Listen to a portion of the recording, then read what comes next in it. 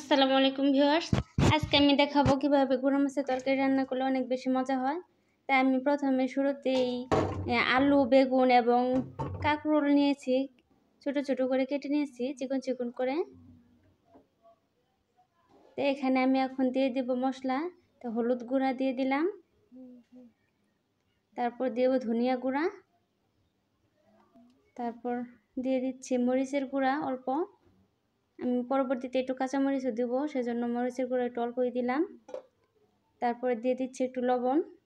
তো লবণটা আপনাদের স্বাদ মতো দিবেন, আপনারা যে যেরকম খান। তারপর এখন দিয়ে দেব আমি কাঁচামরিচ চিড়ে রেখেছি আগে থেকে আমি। তারপর দিয়ে দিচ্ছি একটু পেঁয়াজ কুচি, হাফ কাপের মতো হবে। তারপরে একটু তেল দিয়ে দেব, দিয়ে আমি তারপর ভালো করে এগুলোকে আমি মেখে নেব।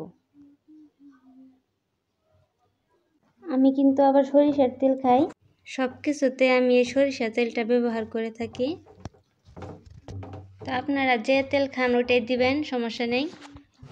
তাই আমি তারপর আবার দিয়ে দিচ্ছি একটু আদা রসুন বাটা, জিরা বাটা। এটা দিয়েও আমি আরেকটু মেখে নিচ্ছি। এই মাখামাখির কাজটা একটু ভালোভাবে করতে হবে। গুঁড়া মাছের তরকারি আসলে মাখিয়ে রান্না করলে পরে মজা হয়, এই মাখানির জন্যই। তারপরে মাখানো শেষ হলে পরে তারপর আমি এর মধ্যে দিয়ে দিচ্ছি আমার যে গুঁড়া মাছ, সেই গুঁড়া মাছগুলো আমি এখন দিয়ে দিব। তো গুঁড়া মাছ এখানে আছে 2-3 রকম মাছ আছে, মলা মাছ আছে, পুঁটি মাছ আছে, তারপরে ওই যে খুলসা বলে আমাদের এখানে, এই মাছও আছে। তো এগুলো আমি দিয়ে আবার মাখাবো ভালো করে মাছের মধ্যে মশলা যাওয়ার জন্য। তারপর আমি এখন দিয়ে দিব এই সামান্য পরিমাণে একটু পানি দিয়ে দিব, অল্প পরিমাণ, সামান্য একটু রসা রসা হবে তরকারিটা, তাহলে একটু মজা হবে। তার একটু দিয়ে দিব, তরকারিটা একবারে রান্না হয়ে যাবে। পরবর্তীতে আর কোনো পানি দেওয়া লাগবে না, এই পানিতে হয়ে যাবে। তারপর আমি এখানে চুলায় দিয়ে দেবো, এটা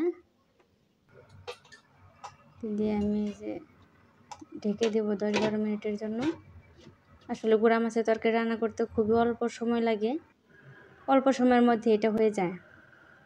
এই যে আমার রান্নাটা হয়ে গেছে, মাশাআল্লাহ অনেক সুন্দর হয়েছে।